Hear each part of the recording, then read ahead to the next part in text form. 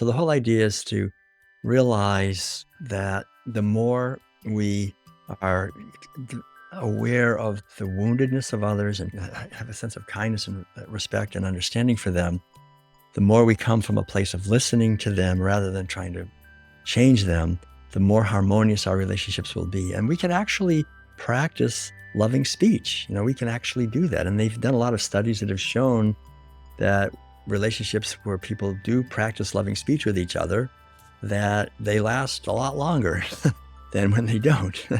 And to me, it's such a wonderful good news that we, by our own efforts, can change the quality of our consciousness, can change the quality of our relationships. We can actually act in a more loving and understanding way and help other people. And because everyone we ever meet is having problems. Everyone is suffering in some way, Hmm. mentally, Hmm. physically. We all are. We're in a very difficult school.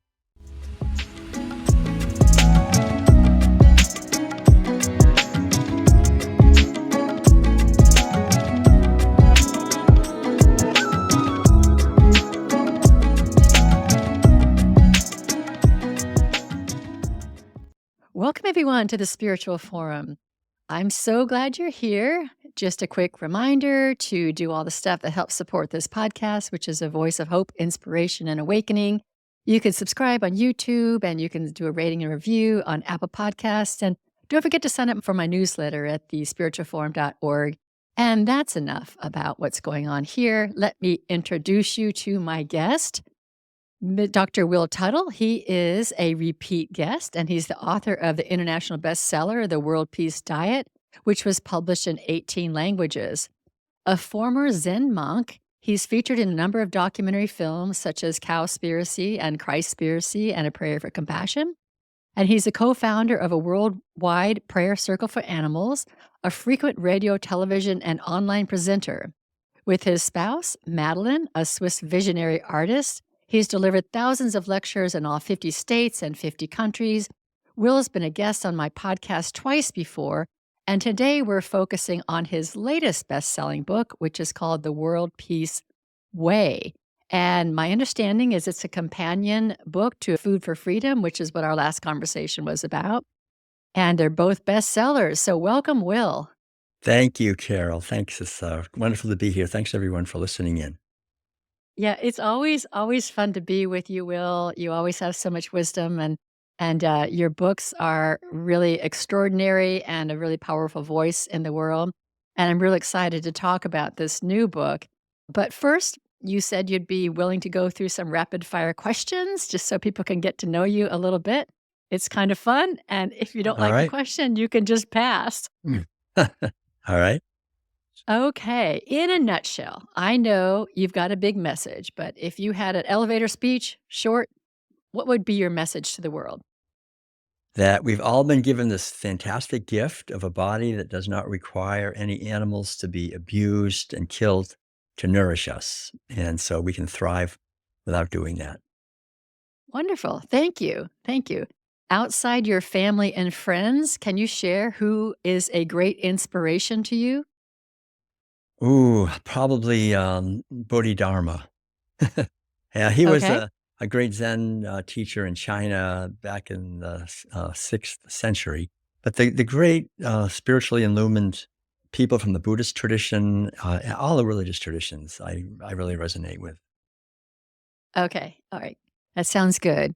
Now this one might be a little hard. If you had to choose a time in your life when you think that you learned the most, when would that be? That would be right after I left college, and I went on a spiritual pilgrimage with my brother Ed, and we just had no money, and we were going to walk to California, and we did. We walked to Buffalo, New York, and then we walked south from there all the way to Alabama. Like I say, without any money, and just meditating and doing our best to attain enlightenment.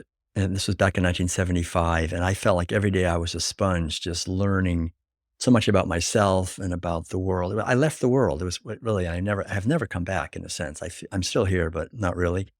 And I realized on that as Jesus said, if you seek first the kingdom of heaven, everything else will be added unto you. and we never starved. We didn't go hungry. We actually, by some miracle, we always had some food, and we just focused on meditating and walking and living our lives. And it's been like that ever since, basically. That is such an amazing story, and it's not the usual thing that people do right after college. Right. Yeah, I just couldn't see going into the world of business, and in fact, I was bred to take over my father's newspaper business, and it would have been a great business. He had 13 newspapers, a whole chain of newspapers outside Boston. But I just felt this calling from the transcendentalist Thoreau out in his, because I learned to swim in Walden Pond, out there, and the Buddhist teachings and all these teachings that really emphasize focusing on the inner life as the most important thing. That's amazing, amazing. Alright, last question is, what is your favorite place? Right here. I mean, I don't, right now we're in Hippocrates in West Palm Beach. It's really beautiful. It's considered the premier alternative healing center in North America by many people. It's a totally organic, whole plant-based way of eating and living with lots of beauty. There's 55 acres of tropical forest, and it's a beautiful place, but when I say here, I mean wherever I am. So at our home in California or whatever. But right now we're here for a few weeks. So yeah. Okay, that's Mhm. great. Yeah. I think, make friends with wherever you are is always a good Right. way of living. Alright, well, thanks for playing with the rapid fire questions. Um, I know you've gone through your background a couple times on my podcast, and I'm thinking we should just kinda dig into the world peace way, but is there anything else that Mhm. you feel like you wanna share with your background, or is it okay if we just reference them to the prior podcasts? Sure. Yeah. People can listen to the prior podcast, like you're saying. This is an ongoing project. The World Peace Way is sort of bringing the practical applications of the philosophy that I write about in the World Peace Diet, and also in, like you said, in Food for Freedom. And whatever got me here is in there, I would say, in many cases. So yeah. Yeah, I forgot to mention you have a PhD from Berkeley, right? Yeah, yeah, I have a PhD in the philosophy of education from UC Berkeley back in 1988, a master's degree in humanities. I focused on Zen arts for that. And so I think those definitely tie in. My dissertation was on educating intuition in adults. And that's been my focus, really, it seems like since I was in my early 20s, on intuition, this idea that we have another way of knowing besides the usual relying on outside authorities, which I think usually doesn't work, or relying on our own logical, rational mind, which very often doesn't work either. So there's this third way, I think, which I refer to it as intuition, this inner knowing that's available to us. Yeah. Yeah, it's so interesting how the world just pulls us out of that. It's like we have this innate ability, and I had a guest on not long ago, and we talked about how does everybody have intuition? Yes, everybody has intuition, but many of us we relegate that to the intuitive. Somebody out there we think is intuitive because Mm. we feel like we've lost our intuitive ability, and it's really I think a lot is because we of the conditioning and also the distractions.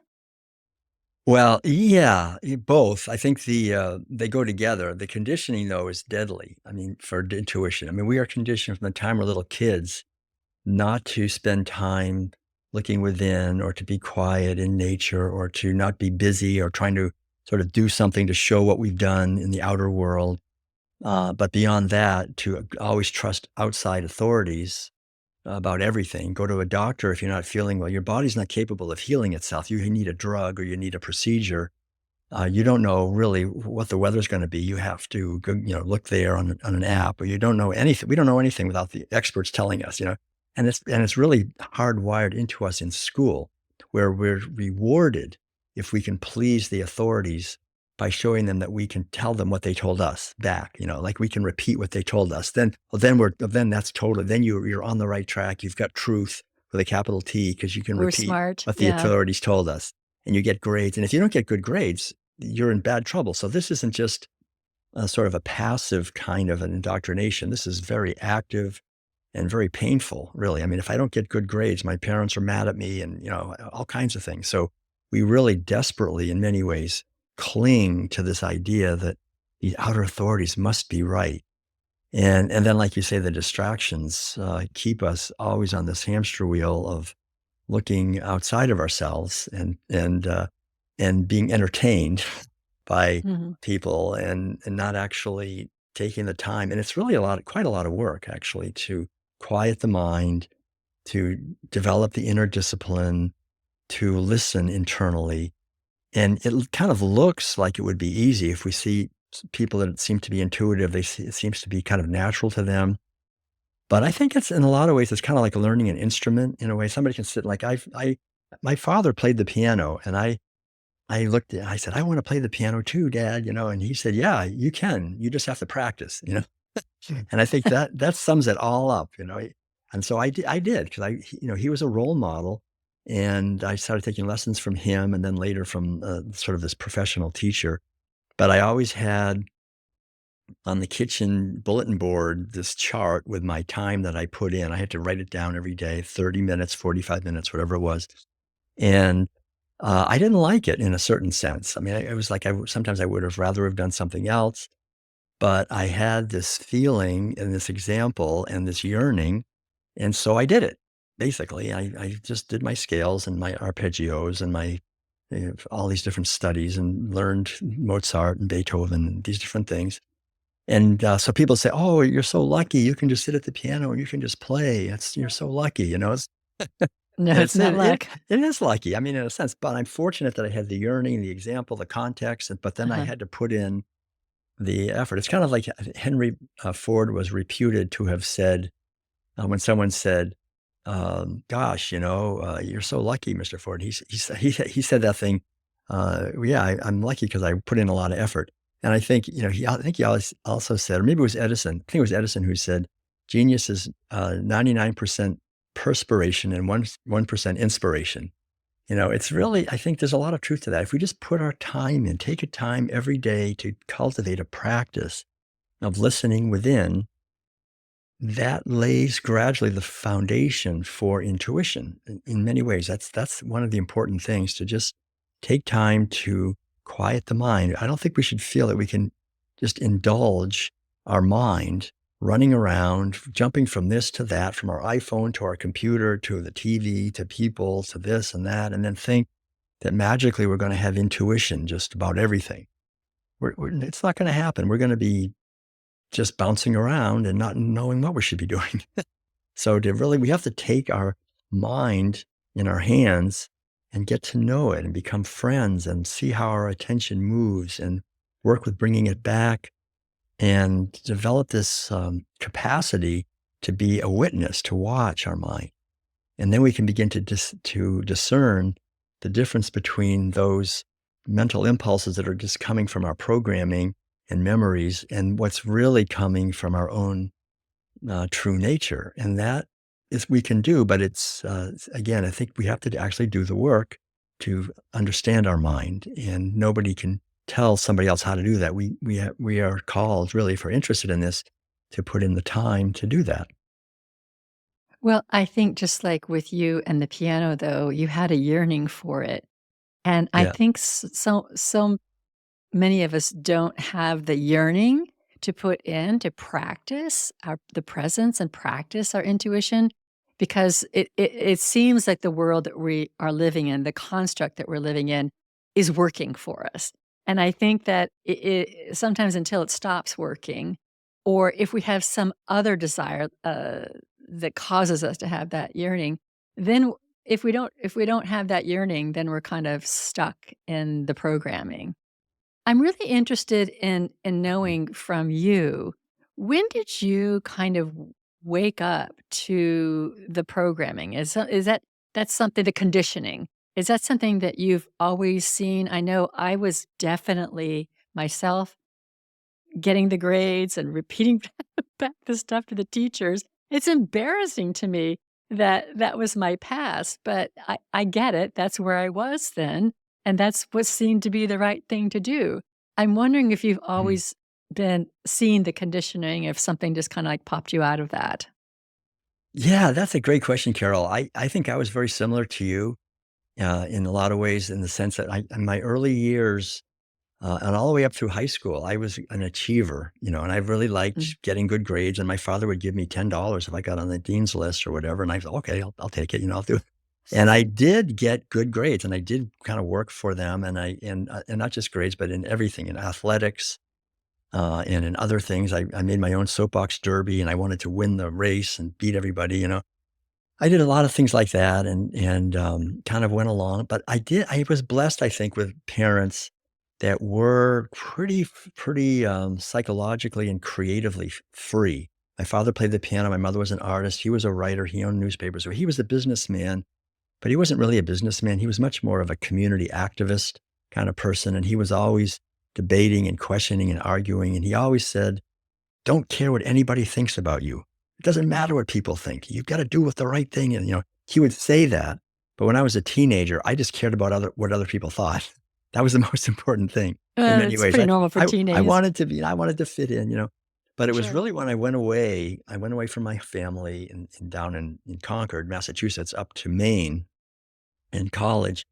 And by the 3rd year, I started really questioning what I was gonna do with my life in a deep way and started getting drawn into, spiritual books. It started with Emerson and Thoreau and then Walt Whitman and then Zen and yoga.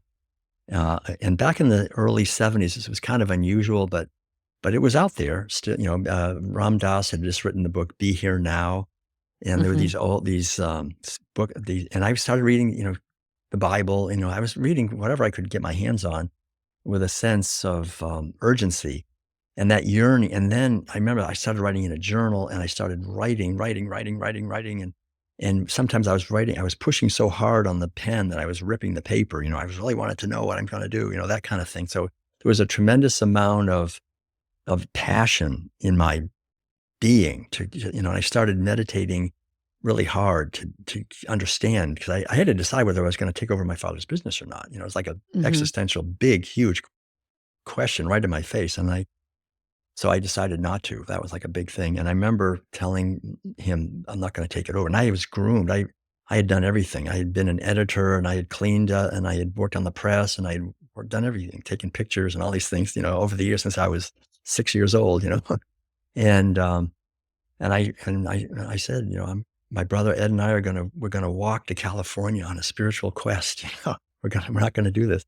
And bless his heart, he said, every man must march to the beat of the drum that he hears. He was actually fine with it. It seemed. I mean, I think he was actually. But so it was really when I was in college. That's when the yearning started to come, and it just has always been there. I have to say, it's still there today. I think there's nothing more important than that. There's a there's a saying, I think, in some of the spiritual teachings another word for it, perhaps it's related, I guess, is the word diligence. Because diligence comes Mhm. out of yearning. It's like if we're yearning, then there's diligence will be there. And if we're not yearning, it's going to be hard to ever have any real diligence. The very last thing that the Buddha said before he passed on was be diligent and you work out your own salvation. And I think that's the thing. I mean, if someone is diligent, their success is absolutely guaranteed. If someone is not diligent, their success is absolutely never going to happen. I mean, it's really, I think in many ways it boils down to that. It's like that, what you say, the yearning. So the question comes like, how can we connect with that yearning? Mhm. And what is the yearning, right? Because very often we're yearning for money or for acceptance or approval. So we have these temporal yearnings. And then so the idea is to realize that these things are we're in a dream.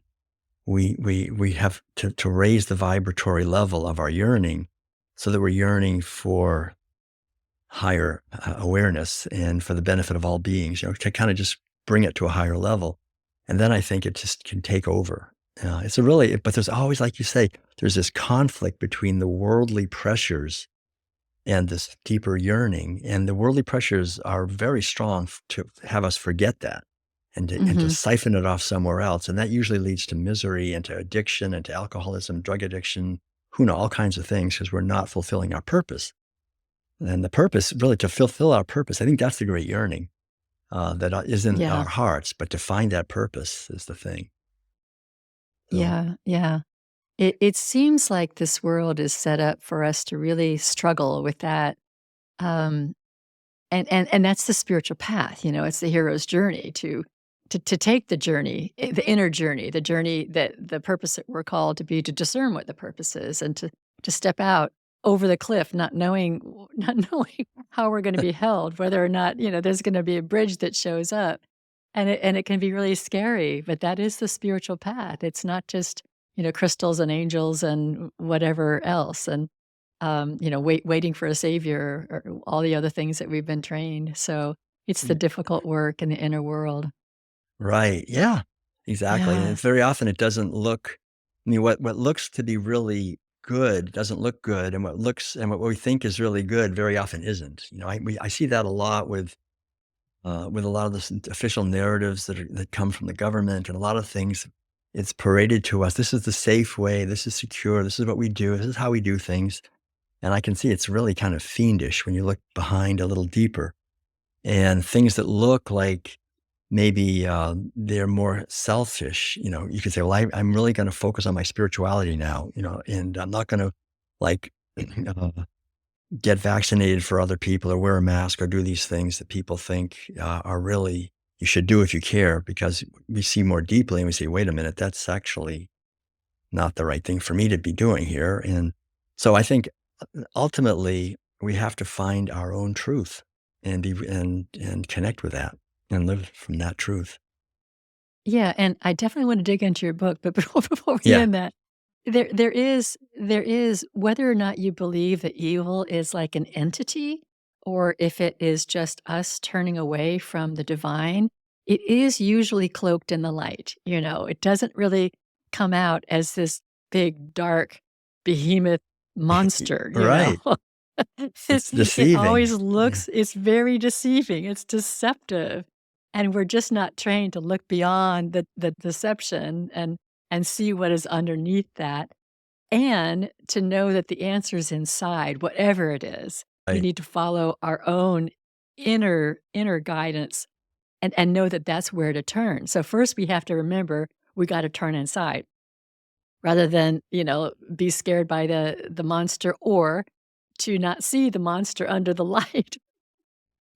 So we gotta come in turn Exactly. inside to for our discernment and make our own choice, and it's really kind of a clever design. I don't know if there's an absolute design to this world or if it's kind of random, but it certainly seems to look that way, and it's really just up to us to take the right steps for us and Well, to yeah. be able to see. Go I ahead. think, yeah, I think that's one of the main reasons I wrote the most recent book, Food for Freedom, that we talked about last time, to try to take away the mask of all the different structures in our society that look so benevolent, like our government and the medical establishment and the media and the They're all here to educational help. systems. We're all here to help you be healthy, to make sure everybody's safe and secure, to make sure you get a good education, to make sure you learn the truth about what's really happening in the world.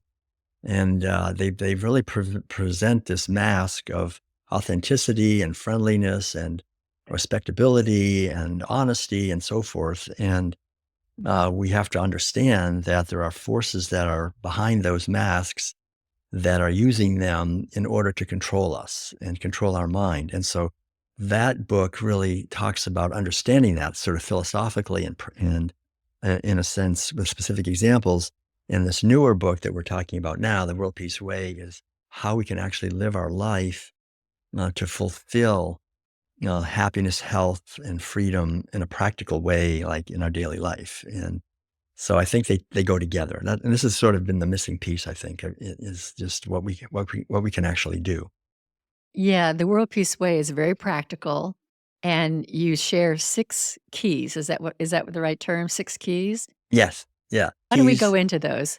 Yeah, I think it's really great. The first one is, I think, in many ways the big one. They're all big, but the first one is called diet, and it's the word diet in the old Greek way, which means way of life. So it's our way of life. So it has a lot to do with what we're eating. So there's a whole major section on food, and the basic bottom line is foods that are whole, organic, plant sourced, are the foundation for a healthy physical body. And besides consuming food that's organic and whole and plant sourced, we also consume a lot of water. So I really talk about understanding, how to and air, right? So basically having good Mhm. filters on our air and water, having really being aware of what we're eating, try to grow some of our own food if we can, like Madeline and I do. We have a whole food forest, or at least get to know local farmers if you can. Also, we talk about the importance of healthy cooking pans. A lot of people, I think, are being poisoned by the cookware that they're using. There's a lot of toxins in cookware, and also about fasting and eating and how we're eating and the attitudes that we have when we're eating. And, food has really got more than just the food. It's attitudes, it's implements, and then there's also anything we put on our skin, we're eating. I mean, skin is totally an absorbent membrane, and so when we go and visit people and look into their cabinets or whatever, sometimes we see so many, like, sunscreens and makeup products and shampoo and personal care products that are filled with toxic chemicals and fragrances that are really, in many cases, are carcinogenic, that are hormone disruptors, and that attack our nervous system. And the way we store food, that what we use as cleaning products. There's so many things, but to really just develop discriminating awareness and read labels and go on the online, go on the internet to figure out what things are. We have a whole resources section in the back of the book to help people wake up about these things. What kind of things we use for toothpaste? So many people have problems with their skin, with their mouth, with their eyes, with their everything, with their health, because we're being bombarded with poisons. I mean, we have to really understand that healthy people like Madeline and I said it last time probably, we haven't been to a drugstore to buy anything in 45 years, since I've been a vegan for 45 years now. And I think that's important, to really try to avoid the poisons and also avoid foods that are not organic and foods that have all these chemicals in them. And then again, the food and the water and the air, we breathe like 11,000 quarts of air we breathe every day, right? So we have to understand that there's a huge problem with indoor air pollution, for example.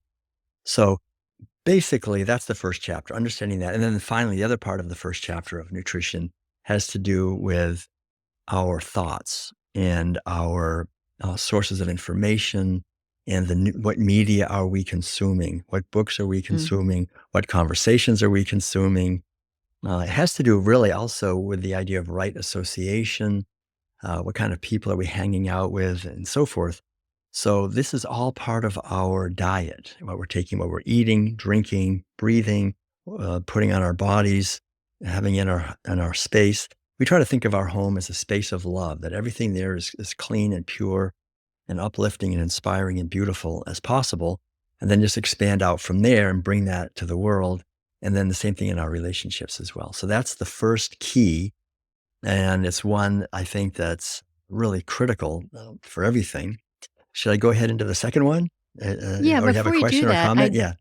yeah, I do have a comment, because I think that we forget that diet just isn't the meal that we eat, because we go on diets. There's so many diets that are prescribed, and there's this kind of diet, that kind of diet, low fat, low this, whatever. And so it's a word that we have, uh, we've it's now become just food. And I like what you say, because food shows up in all these other ways. Food for your mind, food food in the Right. air, and it is much, much bigger. So the first one really deals with, the what all we bring in to our bodies and our minds and our hearts from the outer world. And and so that's the first thing that we wanna take care of. It's almost like, Maslow's hierarchical needs. We're at this Yeah. base level of how are we going to care for our bodies and our minds. So I'm relooking at the word diet. I like that. Right, and the idea, like you say, is that the body and the mind are a unity, complete unity. Mhm. Whatever we put in our body will affect our thoughts and feelings, and our thoughts and feelings set off cascades of all kinds of hormones and things in our body, which affects everything, which if again, it's feedback loops everywhere. So the whole idea is to keep the vibration of our diet as high as we can, really, just clean food, clean thoughts and so forth. And that leads into the second one, actually, which has to do with spirituality, spiritual path and meditation and spiritual practices in general. So whatever religion we follow or non-religion, the whole idea, we already talked about this earlier, is to work with our mind and have a regular practice, I think is very important. And so in that chapter, that key is focusing on that, on basically how we can in our daily life connect with the inner peace that's always present. I think that's an important thing to understand, is that Mhm. we all have an underlying inner joy and peace, which is our true nature, but it gets covered over by the worries and concerns and fears and aggravations and pressures and stresses and tensions of our daily life. So if we can take time on a daily basis to enter into the silence and reconnect with the source of what we are, what this outer world is. And the underlying message also in the World Peace Way is that we are not just this body, or actually, we are not this body. We are the consciousness that makes this body possible.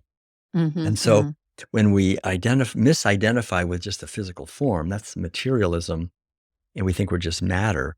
And that's a sure recipe for disease and unhappiness. The key is to understand that we are eternal consciousness, the consciousness that manifests as a physical form for a short while, but what we are was never born and will never die. And when we have that foundation, then our meditation is basically reacquainting ourselves, in a sense, with our true nature. And if we do that regularly and consistently, we begin to create a rhythm in our life that is very benevolent and very helpful. And it helps so that when pressures come and someone cuts us off in traffic or someone criticizes us or whatever, instead of reacting because we feel hurt or misunderstood or blamed or angry, we can have understanding and a sense of respect and kindness, perhaps for others who are wounded, and that's the tremendous freedom, really, because if I'm basically at the mercy of what other people are gonna say and do, I'm a slave to whatever they decide to do, mhm, mhm. and you don't know what they're gonna do.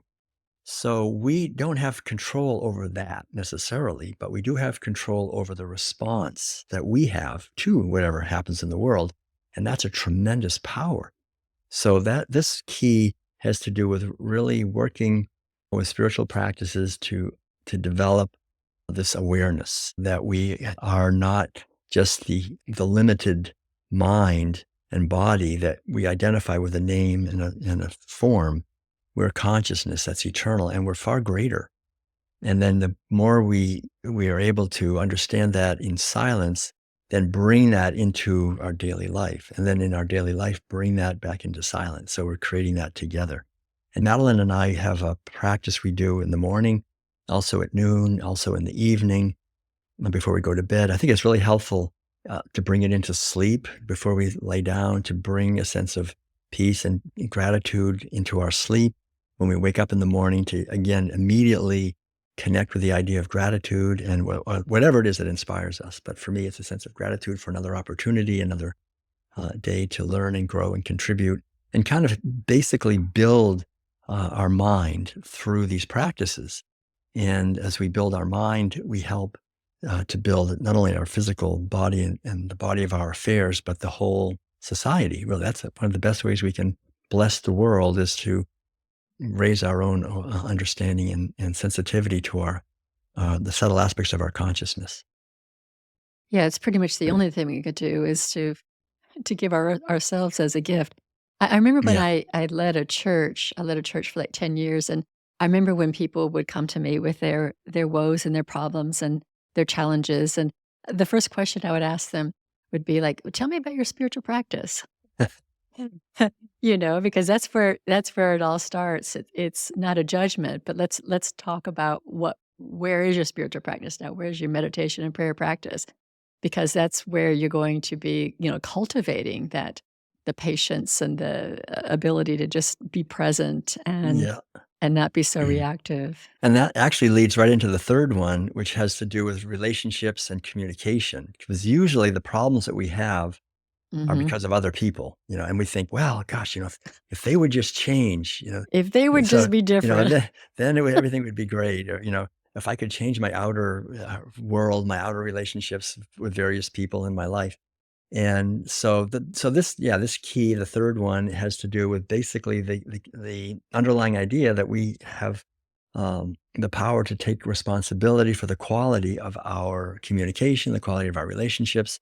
And we're really not taught how to do that in our society very well. We're taught more or less to try to influence and dominate others in a certain way, or to get what we want by manipulating them subtly or more overtly, depending, try to do it subtly usually. And this whole thing creates this manipulativeness. So the whole idea is to realize that the more we are aware of the woundedness of others and have a sense of kindness and respect and understanding for them, the more we come from a place of listening to them rather than trying to change them, the more harmonious our relationships will be. And we can actually practice loving speech. We can actually do that. And they've done a lot of studies that have shown that relationships where people do practice loving speech with each other, that they last a lot longer than when they don't.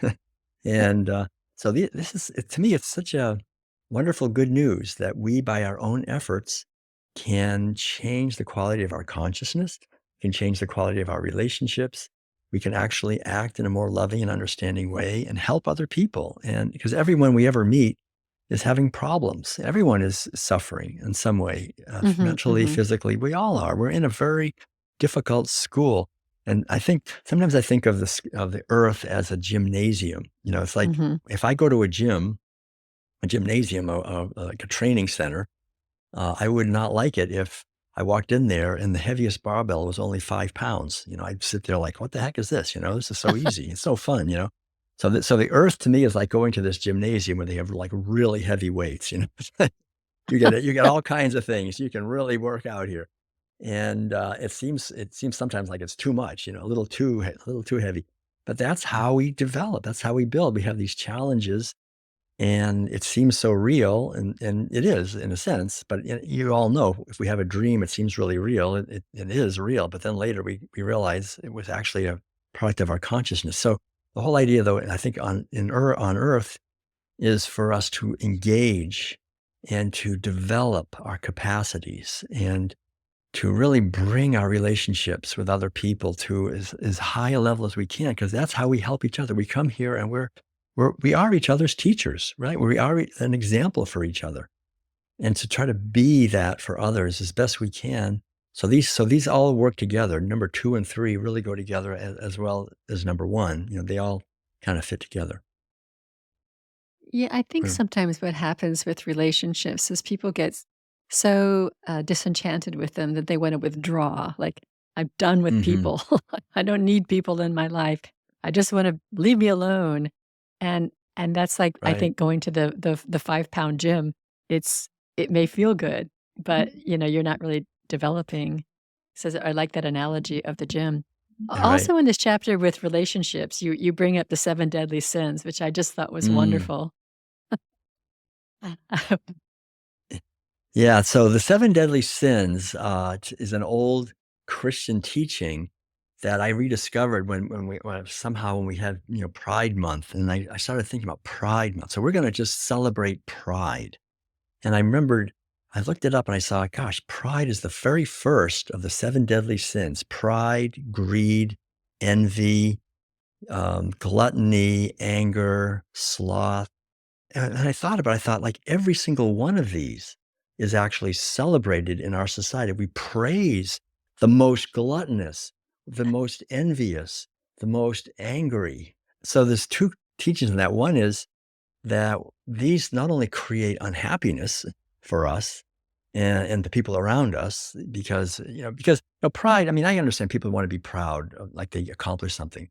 But the idea of pride, it really has a sense of being superior, and it ties Mhm. in a little bit, I think, really quite a lot with the whole human superiority idea. So, well, we can use cows and pigs and chickens and eat them because we're superior, and we can use these resources from the earth because those people, they don't have much money. It's okay. We need it. We're more important. I mean, this narrative is very, very powerful in our society.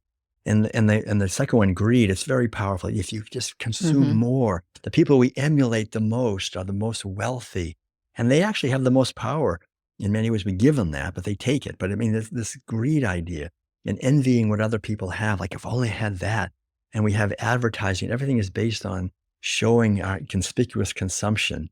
All these various things Or and making you feel gluttony. bad that you don't have it. Right, like consuming more and Yeah. being self-righteously angry, being offended, "Oh, I'm very offended by what you said," like, I have a right to be offended, this is something we wear on our sleeve now that we can really hit people over the head with how we've been offended, this self-righteous anger, I mean, all of these and sloth, I mean, we have all these labor-saving devices, we wanna just, "Oh, it'd be so great if I could just relax and let everything, we have our whole science and technology is based on having us be comfortable. And being comfortable is now a new virtue. It's like, whoever's the most comfortable is somehow the happiest. And we see that's totally not true. I mean, one of the greatest things is that people are finally rediscovering the joy of jumping into cold water, or actually connecting with nature. It's not always comfortable, but we're alive. There's this whole feeling. But what I was gonna say, the final thing is just that not only do those cultivating those 7 deadly, sins, not only does it harm us, it makes us softer, weaker, more, s just spiritually undeveloped and hurts other people, they're suffering, but it also paves the way for us to be dominated and exploited by others. Because I think it's very clear that people who have a high ethical standard and take care of themselves and are really living a authentic spiritual life are very hard to control. There's that old saying, you cannot fool an honest person. People are really honest and really upright. They have courage. They know they're living the way they should. And you can't manipulate those people. And so Mhm. the powers that be would love it for us to have the same qualities they have, right? To be greedy and have these qualities, which aren't really qualities, but these defects, really. And then we're easily manipulated. So the virtues, chastity and charity and patience and kindness and so forth. These virtues really not only make the society much better and ourselves much more happy, but they ensure freedom. They're the only thing that ensures freedom for us are to cultivate the 7 heavenly virtues, so I'm really glad you brought that up, 'cause that's a huge part of relationships, yeah. It is huge, it is huge, and those virtues, no one can take that from us. It's like, Mhm. that's something that we just can hold on to as our essence, and no matter what circumstances are around us, no matter what is happening to us, good or negative, we stand in those virtues and just like, "Here I am," and I cannot really be touched. Right, it's so beautiful. I mean, it really is a fortress. It's the only one. Yeah. Yeah, Yeah. I like Mhm. that, it's a fortress. Alright, so Yeah. let's move on. What's the next one? Okay, so then we have movement and exercise, and again, this is something I have 2 parts to this. One is basically how we hold our bodies in our society. And the basic idea is that in many ways, we live in a society that has all these props. Like I'm sitting in this room, there's couches, there's chairs, everybody's up, sort of up off the ground. And but the positions that we're put into from the time we're little kids with these chairs and all these things is not very good. Our posture is kind of slumping, our head is kind of forward.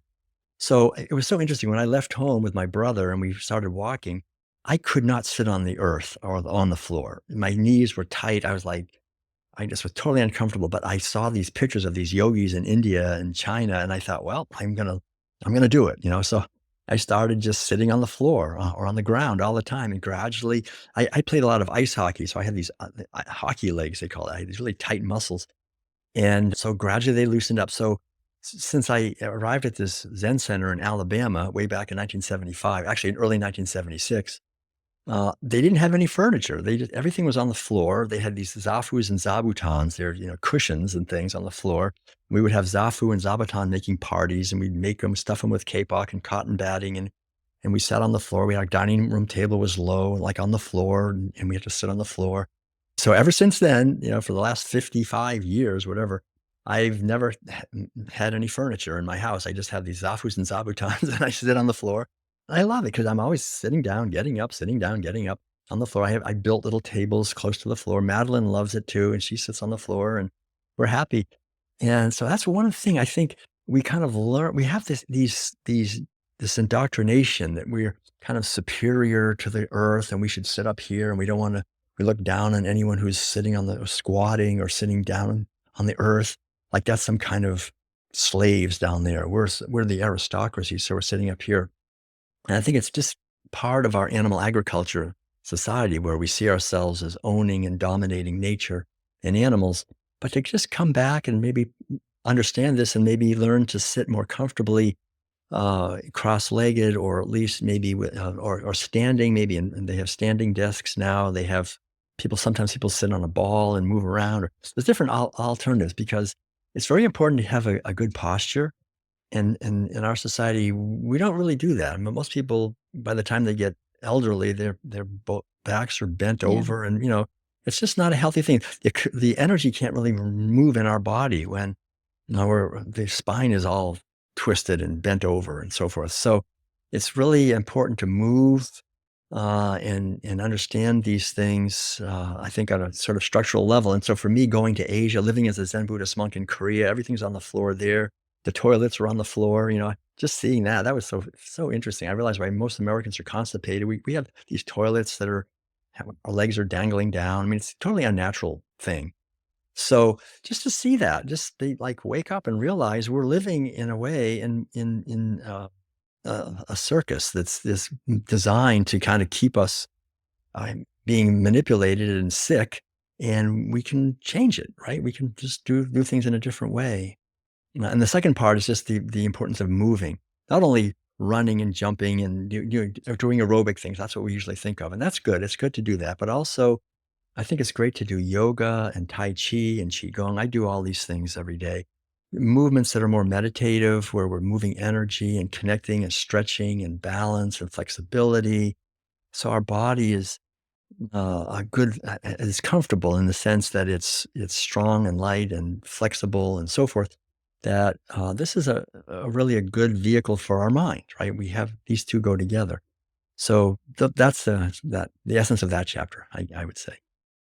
Yeah, I think it's interesting to think about all of the conditioning that we're awakening to. Right. And I have to say, I've never thought about the conditioning of the chair. I mean, that's how basic it can get, you can question all these big things, and then there's another layer, and then there's another layer. But then it's something as simple as the chair that I was conditioned to sit in a chair.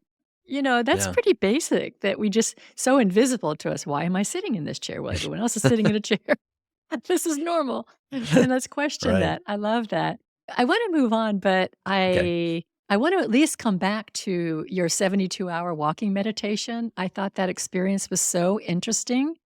First, it was kind of painful to think about, walking for 72 hours, but what happened to your consciousness and awareness, and what happened to your taking in the essence of the trees and life around you is just fascinating. I know, yeah, that's true, yeah, my old Zen teacher had said that when he was a young man, he heard about this practice where people would walk for 72 hours without stopping, these yogis, and he had done it, and so I thought, "Oh, man, alright, I'm gonna try that."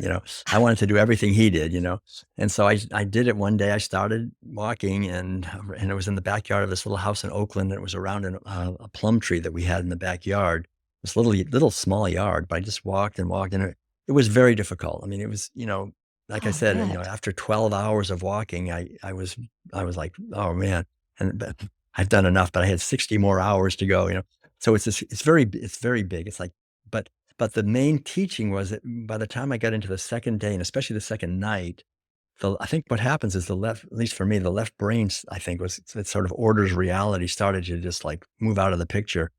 And I've never done drugs really. So, but I think it's kind of maybe it was like that. I just started to see the sacredness of the tree and how it was a living being dancing in the night around me, this beautiful plum tree that to me, had just been a tree out there, and now it was suddenly a being.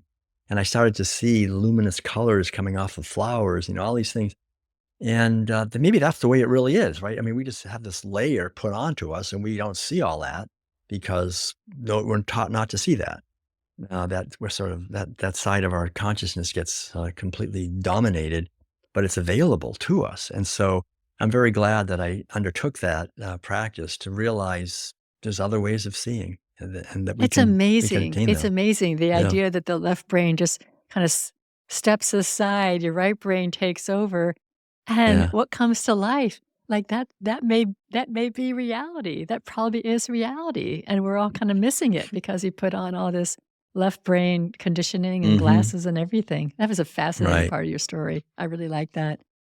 Okay, so where are we? What comes after movement? Okay.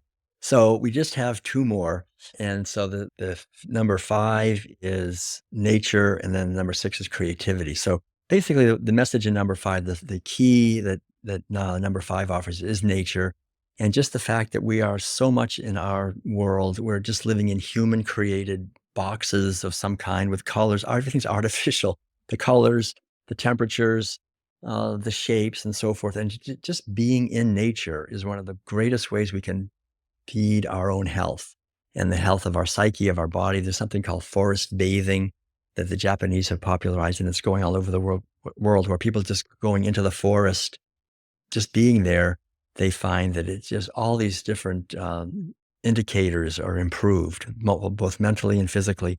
So I just like to emphasize the healing power of nature, of water, of cold water, of sun. People are afraid of the sun. They're afraid of the wind. They're afraid of water. They're afraid of all Mm. these things. They're afraid of nature. Afraid of insects. We're afraid of so many things. And it's because we're, sort of enemies of those by the way we live. So that's basically number 5. Number 5. 6 is creativity, and again, that's critical to our health. I think that's one of the main things. If we're not in some way fulfilling our purpose here on this earth, and that involves being creative in some way, what do we have to give? What are our gifts? What are we here to unfold? What words or music or art or relations or organizations or connections? What is it? We have a tapestry here, or we have a blank canvas or something. Every day we have time to dance, speak, move, create. And to the degree that we're somehow following the yearning that you mentioned in the beginning to unfold this life in an authentic way, a way that's authentic for us, I think we're going to feel joy. We're going to feel satisfied, and we're going to keep learning and growing, and all of the cells of our body will be on board with us. Say, yeah, we're going to help this person, to do what they want to Mhm. do, what we're here to do. And if we're not fulfilling that creative impulse, then our cells are probably going, well, what the heck? I mean, it's Monday Let's morning, and, check and he out. doesn't even want to get out of bed. I mean, we might as well have cancer or whatever. There's no reason to go continue this fraud anymore. So, and I talk a little bit about my own story of how this psychic pointed out one day that I was able to create music of the soul, and how that just started this whole thing where I've done hundreds and hundreds of these individualized musical portraits for people. And then Madeline, does art for people. And we traveled the world for about 30 years just creating those, mainly in the United States, actually. But anyway, the idea that when we can connect with our creativity and bring that forth, then we're connecting with our truth. And connecting with our truth brings us connection with the beauty that is our true nature, with love, with freedom. That these are the real powers of health that are always available to us as we integrate these 6 keys. They all work together.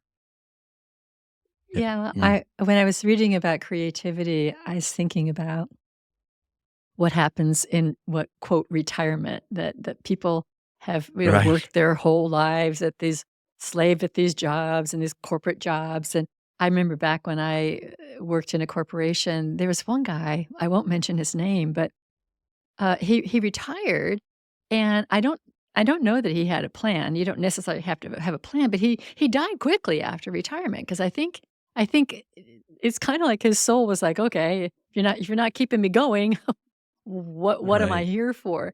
And I think the idea of retirement that we work, for 40 years, 50 years, whatever it is, and then we can stop and relax. It's like, what is that? What is that? This is the prime time to create. If you didn't have time to create then, what can you create now? Right. Well, I think like that fellow you're talking about, he got so identified with his Yeah. job that when that was gone, he was that like didn't have anything to do. But you're right. A lot of people we were full-time RVers for 17 years. So when we stayed at campgrounds, there'd be quite a few retired people, and they're like, oh, now we have the good life. We can drive around in our RV and see the country. But there's a kind of a pathetic shallowness very often to that because it's like, what are we they're on all they talk about is what medications they're on and what they're doing. It's I think if the more we're engaged, I Oh, mean, you can be living in an RV maybe, but for me, we were living, but we were every weekend we were giving a talk and concerts and lectures and art exhibits, and we had a real purpose, for what we were doing, and to be at least learning something, we need a purpose. yeah. And like you say, this idea of retirement and so forth, it sort of feeds into the slave mentality that It kind we of we go to does. school and we Yeah. learn how to be the slave, and then we're the slave, and now they let us out, but now we're too old to cause any trouble, so you can go So we can watch TV. and watch TV, yeah, get Yeah. programmed again. Yeah. And Yeah. so we really need to question these narratives and break out of all these mentalities. And that's what creativity is, really. It's continually breaking out of anything that's constricting us to see new horizons and new possibilities. Yeah, So, I'm really interested in your thoughts on I love your 6 keys. They're just practical ways of living a vibrant life and being on the spiritual mhm. path. Uh, and juxtaposed with that is what's going on in this world with this acceleration of artificial intelligence, artificial general intelligence, and it looks like it it looks like it's designed it's designed to really keep pulling us over there, into the material and away from our essence, and why go on a forest walk when, you can go plug into AI over here? I'm just wondering how you look at what's going on in the world and, well, I'll just leave it at that. What are your Yeah, thoughts on it? I think, to me, quite honestly, I think the AI phenomena, which is growing very quickly, is insidious. And I think the whole transhumanist agenda is insidious because it has this idea that somehow our human capacities are no match for Yeah. the this artificial capacity to make very fast connections between data points. Super fast connections between data points that we've programmed in. So, and what it does to young people, where they can tell AI to write, a 10-page essay on Goethe's theories of light, and it'll do it for them. They can hand it in and say, "I see, I learned it. I did it myself." I mean, anyone. I mean, I can write a book, without any Mhm. effort.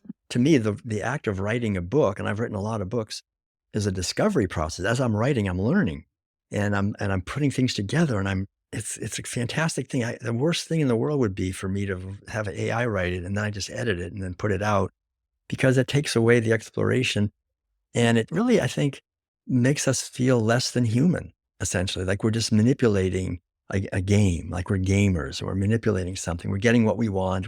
Because I have friends that use AI to write books to promote vegan living, and they say it's the greatest thing. They're vegans. They're using AI to promote veganism. And, that if they feel that, but for me, the ends don't justify the means. So if it's really, I think, problematic when we have a technology that in many ways reduces our capacities. And what we do to animals for food is reduce their capacities. Rather, we put them into a little cage so we can exploit them. And to me, AI is putting us into a cage so we can be exploited. You don't have to be a musician anymore. We have AI can do music better than any human. Mhm. You don't have to Mhm. do an artist anymore. We have poets. You don't have to do poetry. Look at this AI poetry. It's better than anything a human can do. Pretty soon we humans are like, well, what are we here for? And there's this whole sense, if you go to the World Economic Forum and when they hear what they talk about the future, it's like, we don't need so many people. What are humans for actually? You don't have a soul. The basic idea is that we're just here to work or to buy, something very Or useless materialistic. eaters. Useless eaters, yeah. So the whole idea, I think, with AI is very insidious. I would really not want to cooperate with that. I haven't cooperated with it. I've just written my own books. I did my own audio books, my own voice as much as possible. I think I want to hang on to the the understanding that what we humans are is vast and far greater than we Yes. realize, and we have capacities that are enormous. I lived in Tibetan Buddhist meditation centers where there were traditions of people who could, communicate with each other telepathically and who could move clouds around if they needed, to change the weather. They could do it. But they did it Mhm. by working for 20 years, and on the inner work, so they had a harmony with nature that was then, manifest in a certain way without using toxic chemicals and other things to do it, or without, creating, or without relying on technology. So one of the main messages for me really is that technology is not the friend that we think it is. In fact, I would say in many ways, technology is our greatest enemy at this point because it tends to take away and reduce our powers. And we become less and less intelligent and have less and less capacities because we're dependent on technology. And we become less flexible and less creative. So I think one of the greatest things for me is that I haven't had a television in the last 50 years. I'm so grateful. It's just, I haven't had it. It's left me with more time. And I think, the whole idea of using technology, be very careful. We don't have a thermostat in our house. We don't have the temperature just staying in one place. Sometimes it's colder, sometimes it's hotter, it's like we feel what it is. And I think there's something precious about that, to just kind of be a little more connected with things. So if we, Gandhi talked about appropriate technology, and I think that's a wonderful term, just use it when we have to decide what is appropriate for us. But I think it's gone way beyond appropriate right now. We're getting, really, displaced in many ways, and, we have to be very careful with this whole thing. I think you make a really good point. I mean, we have to if we're not careful, we're going to forget the magic that humans are, Mhm. the divinity that we have, the amazingness that we are, and that we're not just pounds of flesh. We're not just something that is insufficient because AI is so much more capable. And what's our Right. purpose anyway? And we're magical beings. And I think that we really have to keep that in mind. I think that's probably the most important thing. Stay related, stay connected with people. Your relationship chapter is really, really important. Stay connected to your inner world. Your meditation chapter is really important. Nourish your body, your mind Mm, really well. Your food chapter is really important. Be creative, connect with nature. All of these things it's mhm, not like we can stop the mm. AI machine that seems to be coming. It seems like this thing that's kind of rolling towards us, and I personally don't feel empowered to stop that. I can choose whether or not I interact with it, but we have to all remember the mystery that we are and the magic that we are. It's really, really important, I think. Yeah. Beautifully. Yeah, that's exactly right. Yeah.